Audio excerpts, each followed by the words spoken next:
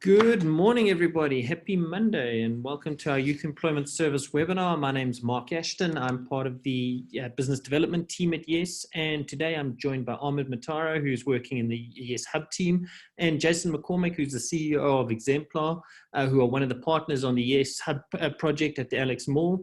We're looking forward to an engaging session talking a little bit about Yes, talking about some of the success stories that we've enjoyed over the last couple of months, and giving you a bit of a roadmap for the Yes Hub rollout over the next couple of months, and kind of giving you some ideas about how you can partner with Yes. But maybe just as a kind of starting point and something maybe to kick off Monday on a good foot, we want to share a bit of good news. There's been a lot of negativity around the COVID-19 lockdown. There's been a lot of uncertainty in terms of where the economy is going. A lot of people are asking, are people actually creating jobs, and is BEE still relevant during this time? And the good news is we've got a couple of things to share with you. The first one being that we've enjoyed over 55 new businesses have registered for Yes over the last five weeks. That shows a clear intent to be able to create new youth jobs. Organizations are not necessarily saying we're giving up. We're saying simply we've got to work smarter, we've got to work differently. And then we've also enjoyed some real successes with our Yes Masks project. I think one of the things is people look at Yes as an organization and say we're familiar with the Yes Triple BEE incentive, but there's actually been some real nice success stories in respect of this masks project. So the way that worked was we were able to go and engage seamstresses in the townships and to be able to say, look, we understand we need to retool businesses and create work opportunities for youth during this time. And we were able to create over R1 million worth of revenue for small businesses using these seamstresses to create masks for everybody from Exemplar all the way through to BASF, multinational company, Michelin, Uber. And really what that does say is that there's a great opportunity to be able to introduce new small businesses into supply chains if we think innovatively about the way that we engage small businesses, and we use these various DTI incentives to be able to build and kind of reshape and rethink the economy in these COVID-19 times.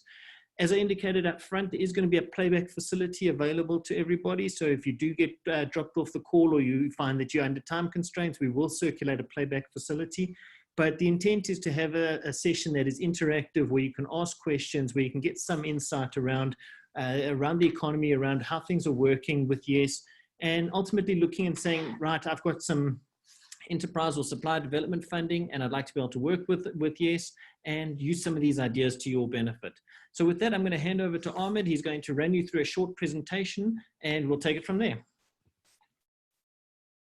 Thank you, Mark. Good morning, everyone. Thank you for your time today. As Mark has said, my name is Ahmed Mutara, and I work at Yes as part of the team that oversees the development, the execution, and management of our Yes Hub model. My role this morning is to take you through our approach in developing hubs, the impact that we plan to deliver by showcasing some of our micro-franchise businesses, and importantly, hopefully provide you with something to consider on ways in which you are able to partner with us at Yes on this journey. So if you allow me, I'm just going to share my screen so that we are able to start the presentation. I hope that all of you are able to see the image that's appearing on screen. If there are any problems, I'd appreciate it if you could alert us in the chat facility so that we're aware that you are having trouble. Okay, so I am going to start the presentation. As Mark said, it is a brief presentation to provide you with context around the hub model, and we will have an opportunity where we can answer some of the questions you may have.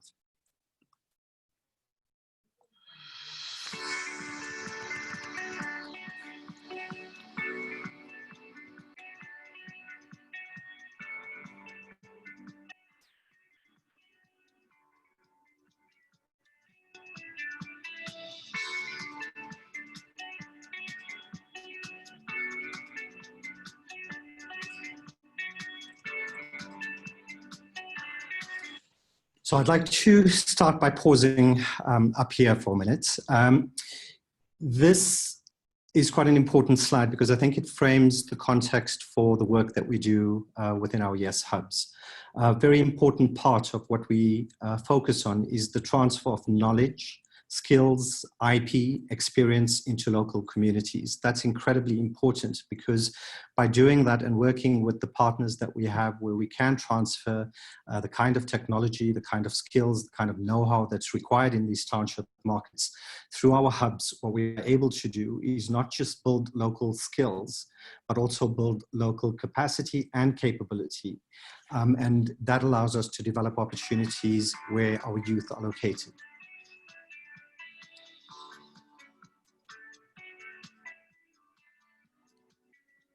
So this is one that I think everybody is very familiar with, and it goes without saying that our unemployment rates in South Africa are a massive issue. It is the reason that YES exists in order to address the issue of high unemployment, in particular amongst our youth demographic. Some of you may have seen the unemployment statistics that were released, I think it was about a week ago. That spoke to the unemployment rates that went up by over a percentage point for the first quarter of this year. And I think a lot of people are expecting that as the numbers come through for the second quarter, which was really the brunt of the lockdown and the impact of COVID-19, that we're expecting that those numbers will rise significantly. Specifically, if we look at township economies and we look at the youth demographic, whilst the national rate of unemployment might be slightly over 30%, when you get into a youth demographic where we're talking of an age range between 18 and 34, the unemployment rates are currently sitting in excess of 55%. And that is a significant issue, and it is at the heart of what we are trying to address through the hub model. The other reason why the hub model is incredibly important is that businesses, many people in South Africa, it's common knowledge, and there's been a lot of discussion around it and a lot of papers put forward around it, that one of the key drivers for jobs in South Africa is going to be through SMMEs. It's going to be through revitalizing our economies. It's going to be around identifying the range of different opportunities that we can introduce into these markets in order to start impacting on our unemployment levels. And one of the issues that we have with our small businesses currently in township is that they aren't competitive.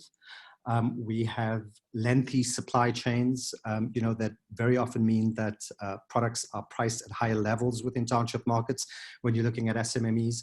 And our SMMEs often lack the competitive edge to be able to compete with the range of products and services that they sell. And that's another key focus that we try and address through the hubs by providing ways in which these small businesses are able to develop. We work with our partners where we use ESD funds, and what we do with those ESD funds is we transfer them into the hubs where we are able to not just create infrastructure where there is none, but I think importantly that we focus on the development of programs that are able to build capability in township communities.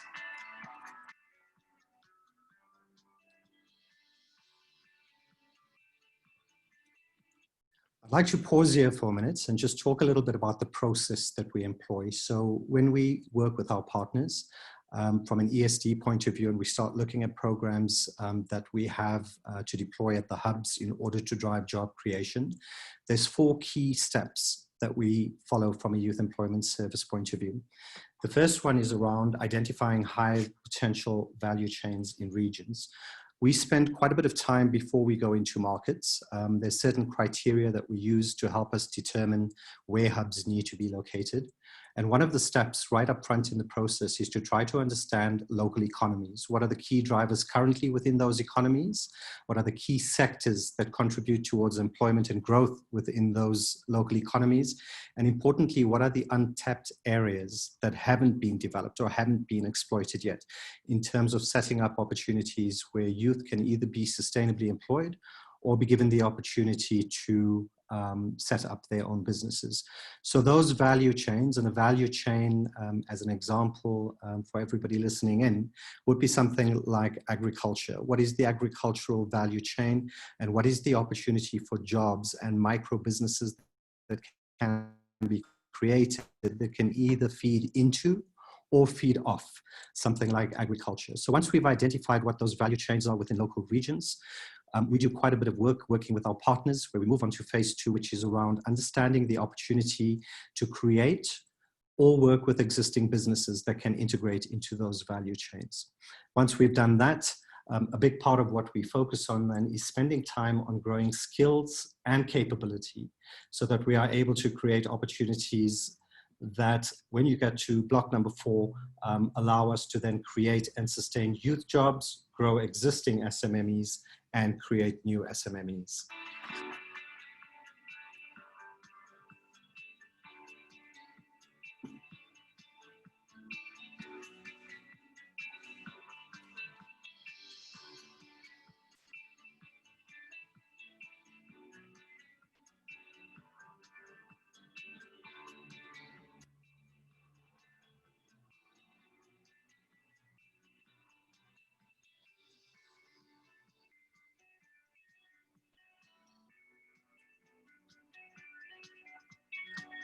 So I'd like to pause here for a minute again, just to run through the 3 steps that we've just shown you on the presentation. So a big part of what we do in terms of allowing us to get to the outcome where we can incubate opportunities for micro businesses that we are then able to scale is 3 really simple steps. The first one's around training. We've got multiple programs that we have in partnership. We have developed in partnership with some of the partners and funders that have worked with us at YES.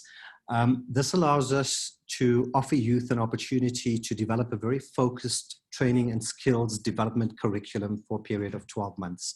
So when youth come into our ecosystem, and once they've registered and we start getting into the transfer of skills, it's very important that this is not just training for the sake of training, that the training is informed by the opportunity that exists within those markets, that it's informed as well by the way youth are profiled.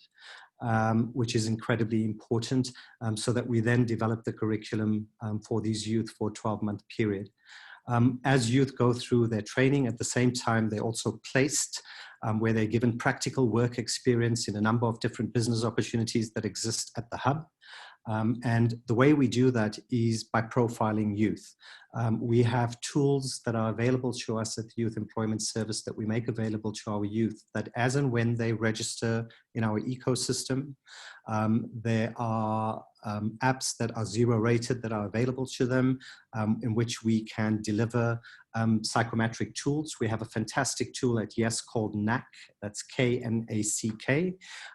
If you think about it, it is very similar to psychometric profiling tools, but what this allows us to do is youth play 3 games, and the games are like serving sushi in a restaurant or using water balloons to put out fires.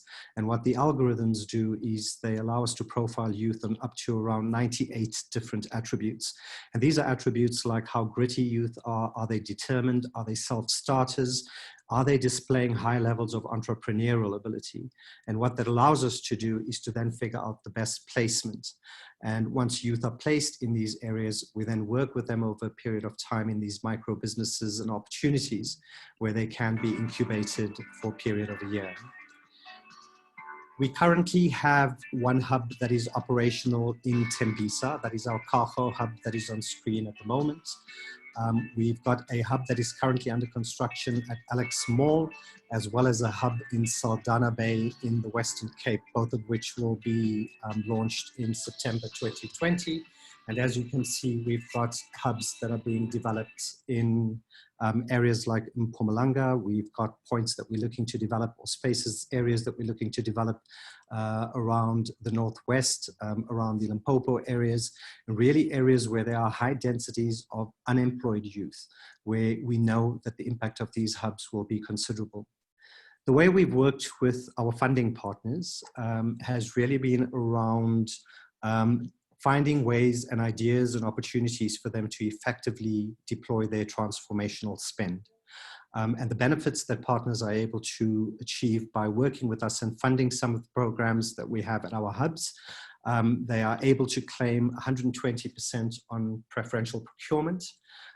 We offer ESD points to partners as well, 5 points for every 1% of net profit after tax that is spent with us. And what that allows us to do is really focus on creating jobs and companies the opportunity to get a level up on their BEE. And doing this, we found, allows us to deliver very high impact, broad-based Black economic empowerment.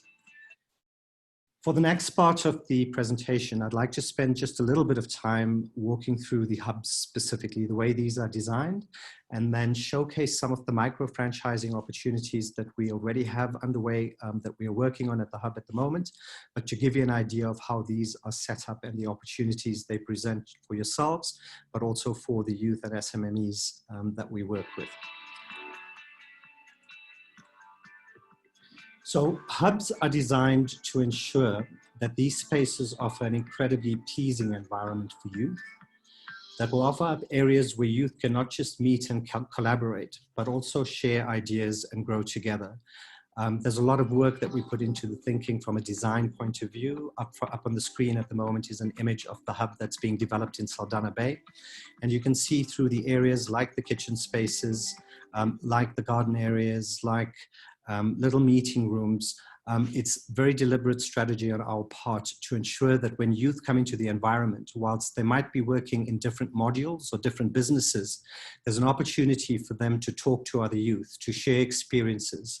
And very importantly, we find that cross-pollination of ideas, that thinking, that talking together allows our youth to grow together in what is an incredibly nurturing environment. We have a number of opportunities for micro-franchising, some of which will appear on your screen at the moment, ranging from urban farming to opportunities in culinary and 3D printing farms. But in addition to these, we also have a number of other business opportunities that we profile at the hubs in fourth industrial revolution type technologies. We have opportunities that develop business opportunities within the green economy. So we really do cover quite a breadth of opportunities. The way the process starts is youth enter into our environment and they register. You would have seen an image that would have appeared on your screen at the moment. I'm just going to move it back. There we go. This is a typical registration environment at the hub. What happens is youth walk into these environments and we've got spaces where youth are able to capture their details onto our database. And once youth are captured onto our database, an entire world of opportunity opens up to them. We offer a range of different training. They're able to offer the training almost immediately. A lot of the training that we do offer at the hubs, in fact, most of our platforms that we offer from a youth employment service point of view are 0 rated. We work with mobile networks, network operators that allow us to deliver our content at no cost to the youth, which is incredibly important. Youth within our ecosystem, once they register and once they are deployed into various opportunities, receive a free smartphone. And on that smartphone, they are able to access a range of different training programs. On screen at the moment, you'll see one of the proprietary learning modules that we've developed at YES is a 25 module work readiness program. This is deployed via an app, and what youth are required to do is to run through that process, that training over a process of a year. They also have the opportunity, as I've indicated earlier, where they can access a range of other training opportunities. And it really is dependent on the profiling that we do with youth and the opportunities that these youth are able to be placed into.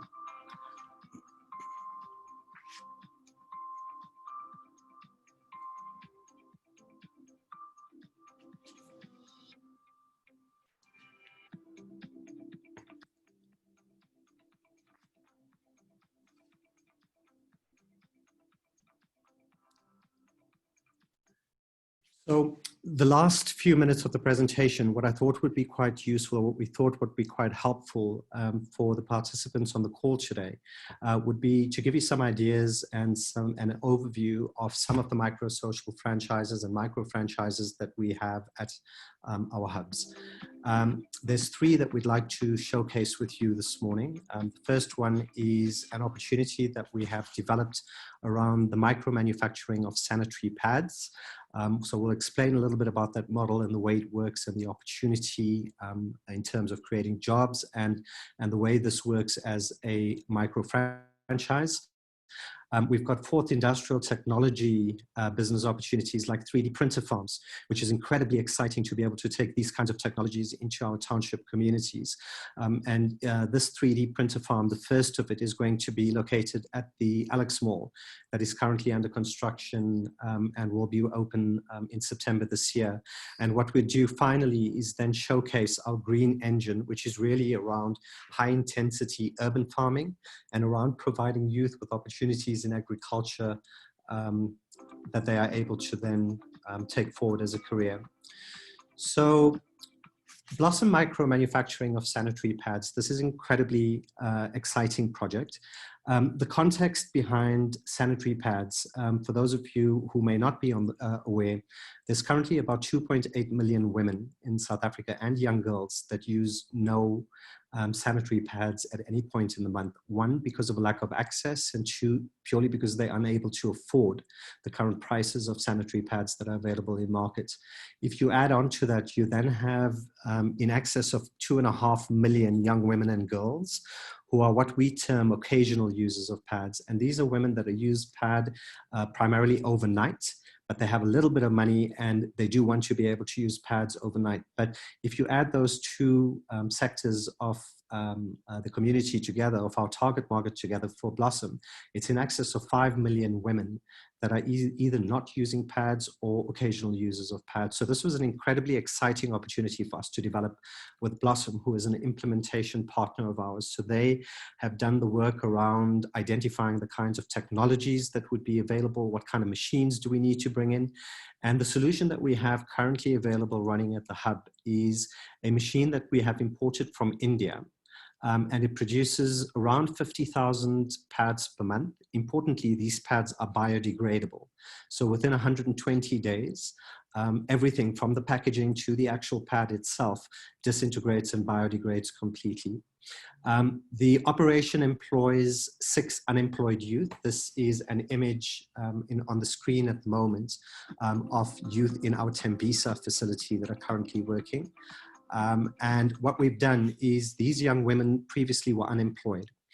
They registered at the hub in Tembisa, and through a process of profiling them using our NAC tool, we were able to identify in the region of about 40 young women from Tembisa that we felt would be a very, very good fit to work in Blossom. And through a process of interviewing these young women, they were then brought in. The way it works is these young women come in for a 12-month period where there's a structured training program. So there's a specific curriculum of training that the women undergo, everything from technical training, which includes menstrual hygiene management, to the small business development program that we have, which is our Siyazakela program, to doing the basic work readiness modules, to being exposed to digital skills training program. So there's a structured program that's developed for these young women for the period of a year. And at the end of the year, once these young women are through the training, they're then given the opportunity to own the business as a micro franchise. A typical investment to set up a Blossom factory, which includes the equipment, which includes the training, which includes the project management, which includes the construction of the actual factory itself, is in the region of about 1.2 million rand. And through Yes, in partnership with Blossom, we've identified a number of partners now that are partnering with us to fund the scaling of this operation. The important thing about Blossom and to showcase the potential of this micro franchise is, whilst this business is resident at the hub, because they micro franchise or micro manufacturing operations, they also provide us with the opportunity to scale these into other areas that are in and around the hub. So the hub can act as a central point where these young women are able to receive their training, but it also means that we can set up these factories in locations outside of hubs that allow us to scale and deliver a very important need to young women in communities.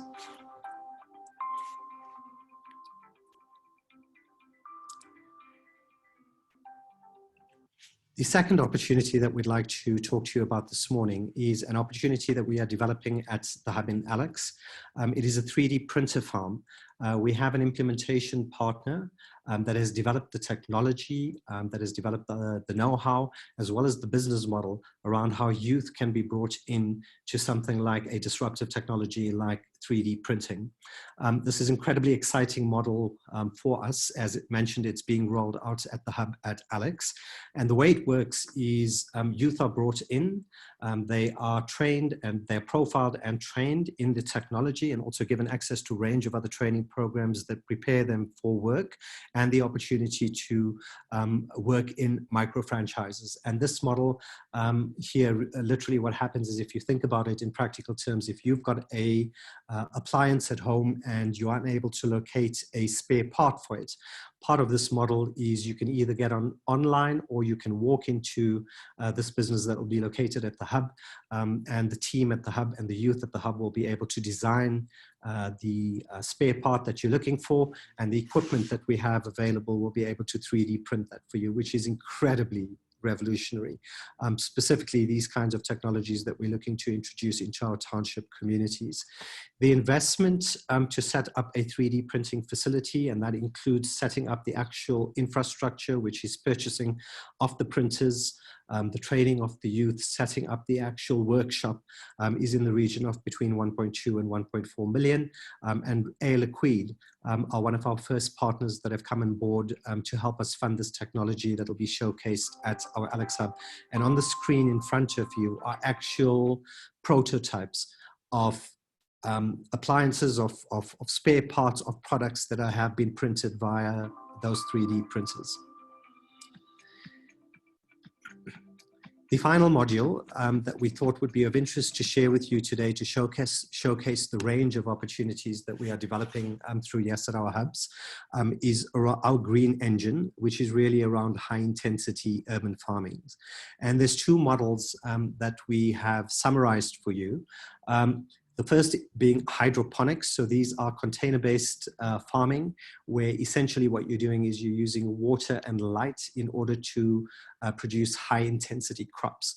What we focused on at the moment on hydroponics is microherbs such as mint, such as coriander, that are able to attract high value, but also give us high yields. This means that the commercial models behind these allow us to sustain a franchise model where 4 youth can be absorbed into these businesses as we scale them out. And because they are in containers, it also means that we are able to deploy these in multiple locations.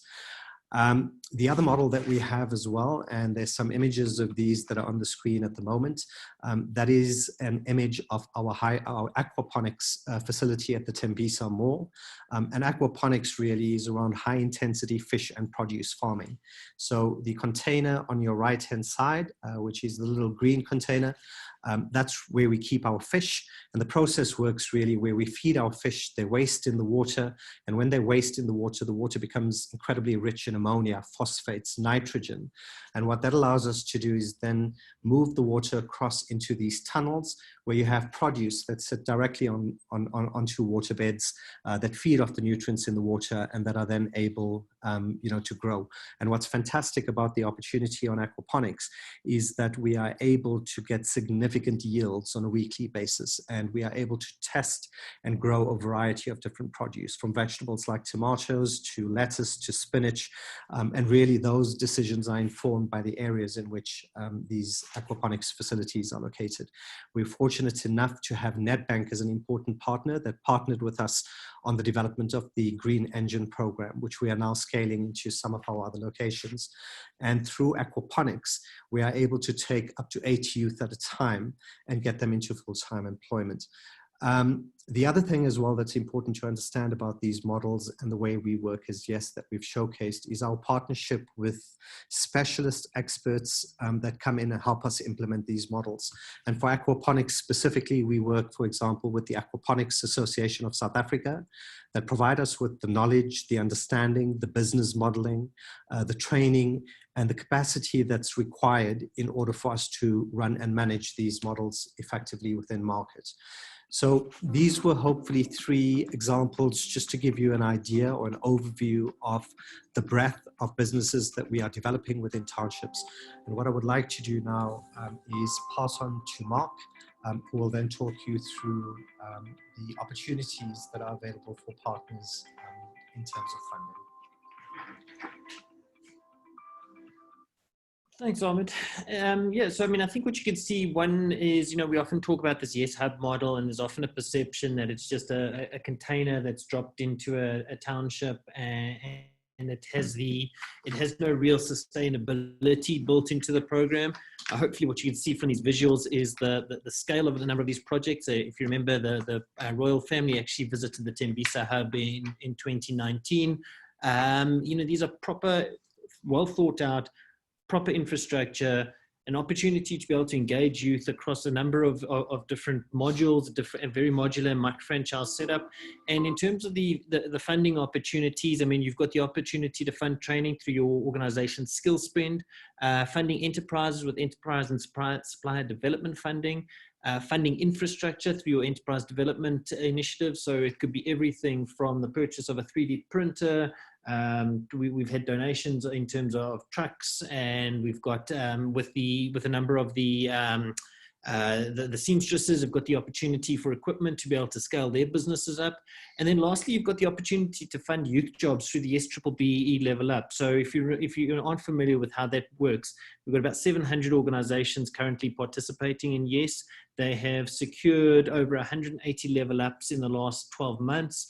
That's 36,000 jobs, 1.4 billion in youth salaries. Some of those youth are working in the hubs. So it's a nice opportunity to be able to blend together a number of your different elements of your scorecard and say, let's try and put together a sustainable solution for it.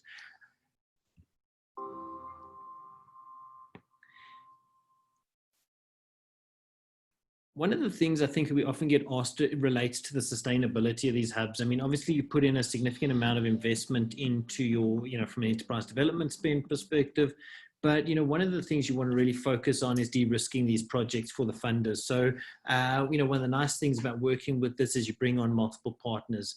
There's a very collaborative nature in terms of the funding, the intent. So for instance, we'll talk to Jason in a moment about the relationship with the development at the Alex Mall, but you've got to be in a situation where you can create foot traffic for these organizations. You've got to be able to say, we want funders that can take this over multiple years, with the intent to be able to create not just short-term youth jobs for short-term BBBE benefits, but sustainable real businesses. And if anybody's familiar with the SME environment in South Africa, they always talk about the 1,001 days that's required to get a small business up and running. I think that's what really works about this YES program, is the intent around sustainability. High impact in township revitalization. This is obviously very topical at the moment. The intent is to try and decentralize a lot of the flow of capital. If you think about how the South African economy is made up, we always talk about there being kind of two core centers of capital, being Gauteng and the Western Cape. What you can see really is that that's been a success point by YES, is the ability to move money into other communities. So we've got a call center in Bushbuck Ridge, which is funded by one of the banks. We've moved about 40 odd million rand into the Northern Cape economy alone, just through youth jobs. Brand profile opportunities. You've seen the lovely branding that the organizations are able to put in terms of the branding on these YES hubs. Close to last mile market. I think that Ahmed touched on it right up front. There's the cost of moving goods around South Africa. I mean, even just the cost of youth getting to and from work is a huge issue. This really improves social mobility across the organizations and across different value chains. It's an inclusive supply chain. So, I mean, we touched on the example of the Mars project earlier. How cool is it that you can have a South African township seamstress supplying into a global market player like Uber, exporting masks with BASF. I think these are the kind of stories that we really want to see in terms of talking about developing small businesses in South Africa. And then lastly, to network with like-minded sustainable funders. There's very much a halo effect when it comes to working with YES. I mean, it's one of the few organizations where you have the opportunity to, if you're Nedbank, you had the opportunity to have the president at your launch. There's the opportunity to engage with CEOs who share the vision about growing the economy, who share the vision of saying youth unemployment in South Africa is a major crisis and we need to tackle it. And I think that when you have the opportunity to kind of grow your professional network and collaborate and share ideas, I think there's a very cool element to that. And I think that that's one of these things that really makes YES one of these projects and partners that you want to be working with. I'll take some. I see a couple of questions are coming in via the Q&A facility. I'm going to ask you if you guys do have questions and you'd like to put them into either the chat or Q&A facility, that would be great. But maybe if I just bring Jason in here for a moment. So Jason represents Exemplar, who are the developers of the Alex Mall. And Jason, maybe just give us a little bit of a sense of, what was your kind of thinking when you decided you were going to roll out this infrastructure development in a community that a lot of people would typically ignore and would say it's an unsexy economy? Maybe just your thoughts about, and some of the learnings that you've had in terms of rolling out that project? So thanks, Mark, and thanks everyone listening. We've been doing this for 40 years. We've been investing in these areas where people previously have thought them as unsexy. So, that's kind of just part of the course, us investing in these areas. I think more contextual is why we decided to go with Yes and to form this partnership. Certainly from our side, we've realized that with our assets, with our retail assets in a lot of these townships, a lot of these rural areas, they've got a massive footfall. The Alex one on London Road in Alexandra does between 1 and 1.5 million sets of feet a month through the doors, and we've been trying to find ways that we can help leverage positive and sustainable change by utilizing these assets that we've got. They're kind of the nexus of community, and so we've been trying ourselves to do various training initiatives to upskill people. But then obviously when we heard about Yes, it was trying to do exactly what we've been trying historically to do, but really aren't that qualified to achieve. So certainly we were very much aligned in terms of what we're trying to achieve. We see the massive youth unemployment problem in all the townships, and this kind of just was kind of ticked every single box. So literally from urban agriculture, something I've been trying to get going for years, particularly in the rural areas. And I certainly believe in a lot of these initiatives. If we can get them going and established, there's a lot of commonality in our objectives and in Yes's objectives, and certainly from our side, there's with this huge amount of people that are coming through each of our various shopping centers in the townships, in the rural areas, there's an ability for us to upskill people and kind of to put them on the main stage. So if it is from small micro manufacturers, small retailers, guys painting Converse All-Star sneakers, to give them actual space in the malls and actually help them give them a real shot at entering the mainstream economy. Because I think historically there have been far too many barriers to entry for SMMEs. And I certainly think that a lot of the add-on ancillary things that Yes is looking at, kind of like SIPC registration, and teaching people a lot about kind of business incubation, how to run a business, how to run your tax affairs, etc. The more people that we can get to, the more SMMEs we can get up, established and on their feet, the better for the economy, because obviously the multiplier effect is massive. And so, as I say, it was I won't say a match made in heaven yet, because we haven't opened the first Yes center in Alex.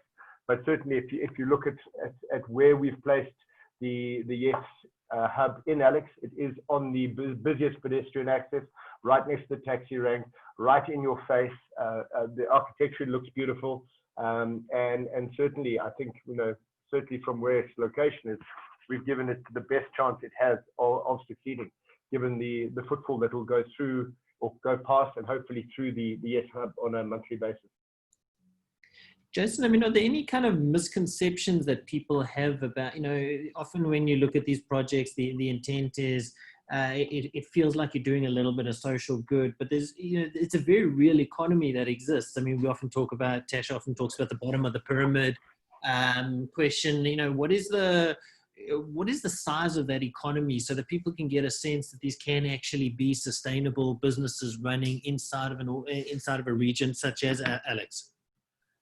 So the size of the economy, I think the right person to ask that is Gigi, what's his name? Gigi Alcock. Yep. From Casonomics. I remember at the Council of Shopping Centers last year, I think he said it was something ridiculous, like the annual turnover of KFC across the country was like 12 billion or something like that. And just the Kazi course was close on 100 billion or something. So it is a huge economy. I think if you want to have a look at the the real potential, just take a look at Exemplar's results for the last financial year relative to any of the other REITs listed on the JSE. You know, our tenants have continued to trade strongly throughout. Yes, it is definitely more focused on the bottom end of the pyramid. So it's you're definitely more your essentials, more food, more services than your high end stuff. But you know, all our bigger malls do in excess of 1 million pairs of feet through them a month, and they aren't coming to the mall just to come to the mall. They're coming there to buy, to socialize. Not so easy under COVID, but certainly, as you know, we are almost 40 years in this business. Certainly, the social grants has helped the business and helped us get more tenants than previous, like Mr. Price. 10 years ago, Mr. Price wouldn't even look at coming into a lot of our developments. Now, some of their most successful stores are in our developments, and that's not by accident. It's just the sheer volume of people, the number of people that are able to come through, and they've all got something to spend. Don't for 1 second think that people want anything less because they're from the townships. They want to have the same experience. They've got the same aspirations, dreams, visions that anyone has shopping at Sandton City or any of the Molani malls. But certainly, yeah, as I say, the potential is very definitely there. I wouldn't be doing what I'm doing if I didn't get excited by what we do, and I get excited by opportunity. And every day I see opportunity in the areas that we do operate. Excellent. So we've got a couple of nice questions that are coming through. I'm going to pass these to Ahmed to answer. The first one: how's COVID-19 affected the functioning of the Yes Hubs? So yes, I mean, you know, like I think most sectors of the economy, COVID has had an impact on us. During the initial lockdown period, the hubs were closed in Tembisa. We were required to do that. The hubs are able to operate currently, obviously within specific restrictions. So, you know, we need to make sure that all of the entire facility, as well as all of the businesses that are operating, do have COVID compliant protocols in place. From a training and development point of view is where we see probably the biggest immediate impact in the short term. And that's really around being able to accommodate numbers in training centers, whereas previously you could do 24 youths in a 30 square meter container where we could transfer digital skills. Those numbers obviously have gone down. But in order to mitigate the impact that has had, part of what we've developed are tools like our learning management system, which allows us to still achieve the impact from a training and development point of view by delivering these to youth via our digital platform. So yes, the impact's there, but we do have plans in place that allow us to run these hubs within the context of the restrictions, or as the restrictions allow. Follow-up question then: where will the Yes Hub in Saldanha be situated? Thank you for the question, Luther.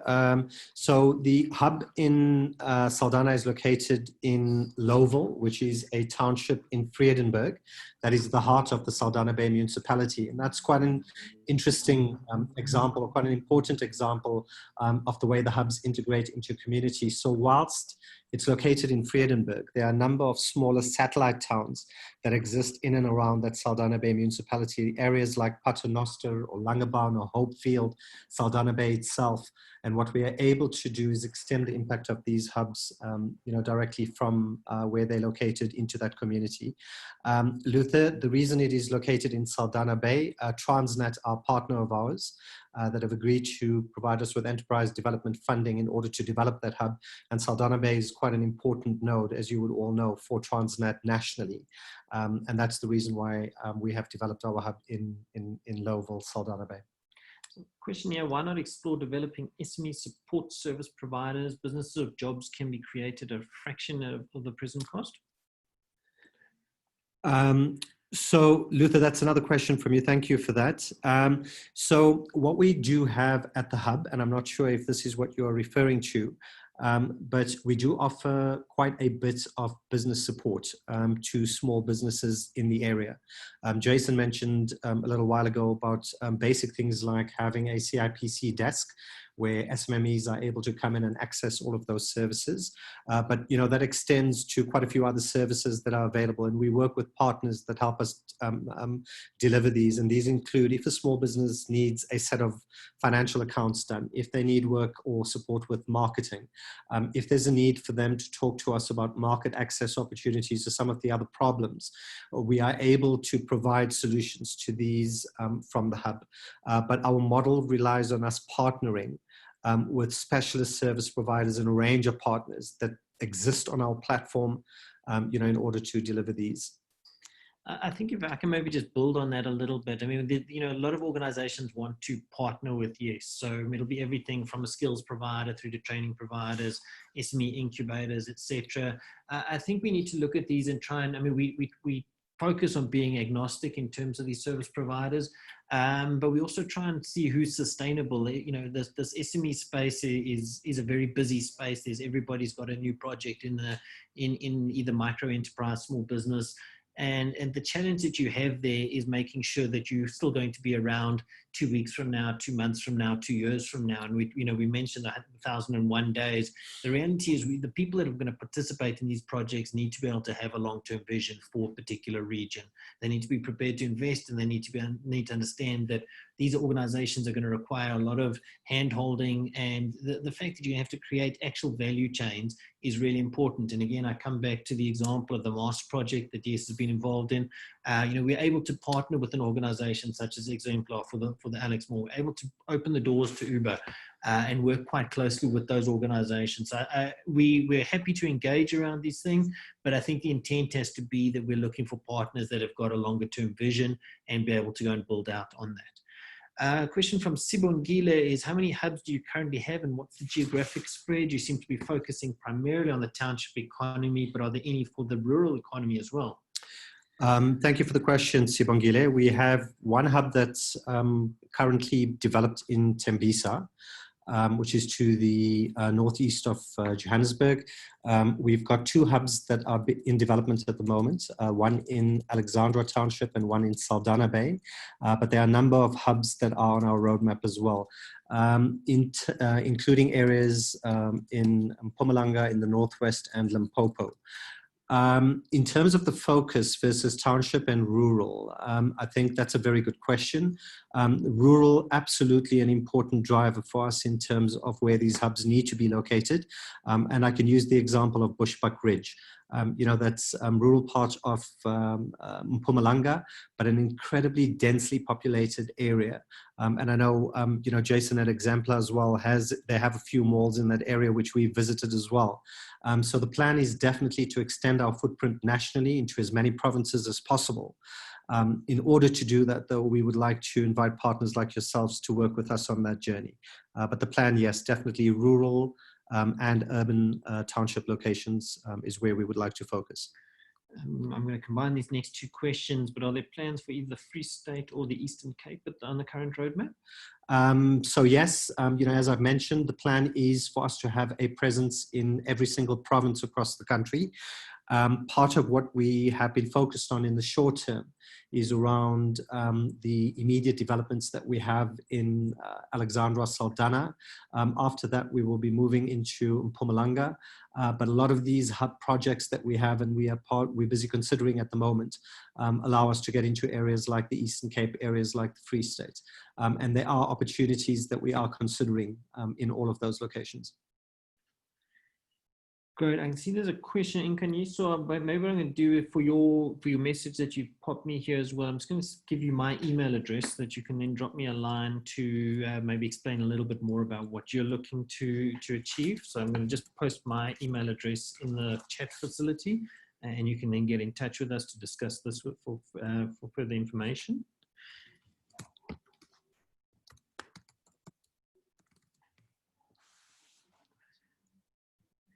Right, we haven't got any other questions. I'm going to give it another 60 seconds to see if anybody's got any further questions that they'd like to do. Maybe Jason, have you got any closing comments that you'd like to maybe just share with the audience in terms of your your vision for the next 12 months with your project? Well, certainly, I think, in terms of our project going forward, our projects going forward, we've got a big focus on the rural areas at the moment. Obviously, post-COVID, the Eastern Cape is a big drive for us. There's a lot of opportunity, a lot of people, and a lot of underdevelopment. So certainly, I would welcome, yes, expanding into the Eastern Cape, following on from the previous question. I think the Mall of Tembisa, it's like our next big development that is up in kind of the Cable on Olifantsfontein Road. That's a really exciting for us. We're doing a lot of really different things there. Our own entrepreneurship hubs, micro retailer, but like a young designers for local Tembisa designers, where they get subsidized space in a kind of a free market environment.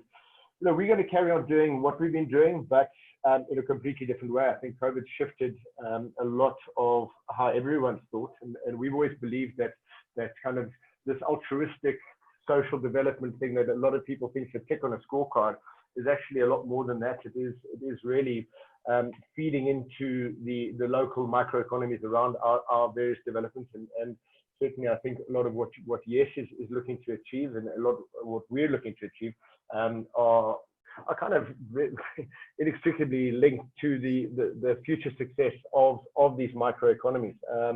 So certainly from our side, I'm excited to see what Yes is going to continue doing, and from our side, we've enjoyed the interaction so far. I think the turnaround time that we managed to get the masks project up and running in Alex, we were effectively, we did, I think, about all in all about close to 50,000 masks that we were able to have sewn by Alex people, Dipslo people, and Tembisa people, distributed throughout these, and we got those. We started distributing them on the first day that government actually said, no, you must start wearing masks from where you weren't.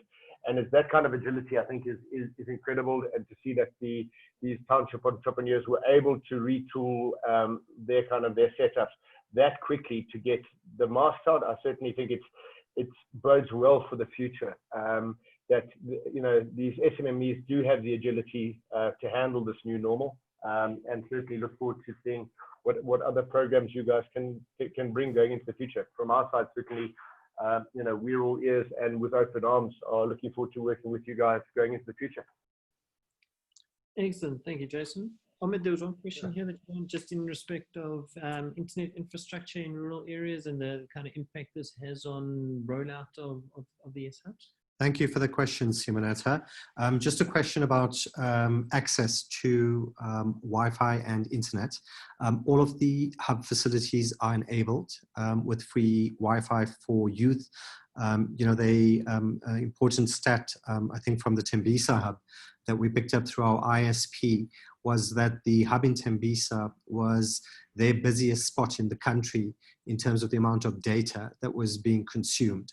And I think it shows the need and the importance of that question that you ask about making sure that youth are able to access these. We've also in Saldanha Bay, one of the projects that we're working on at the moment with the Saldanha Bay municipality, interestingly enough, is they've got a fiber rollout program that's being rolled out in the municipality.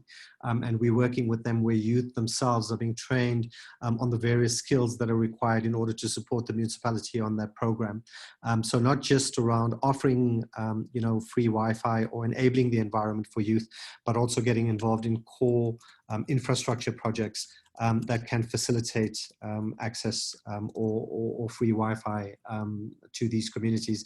It's an incredibly important question and part of what we focus on, because without these platforms, youth are cut off from opportunities from the economy. And, it's a pillar of what we have available at all of the hubs. Ladies and gentlemen, I'm cognizant of time. We wanted to try and schedule this for an hour. We've pretty much hit our hour on the spot. There are a couple of other questions that have come through in respect of how can we partner with Yes. I've posted my contact details. It's Mark, M-A-R-C, at Yes for Youth. That's 4, numeric 4, .co.za. If you'd like to get in touch, drop me a line. We've got different ways of partnering with you, and we look forward to engaging. There will be a playback facility that will be circulated to everybody. I just want to say thank you very much for giving up your time this morning, and we look forward to taking these discussions forward. Thank you. Thank you very much, everyone.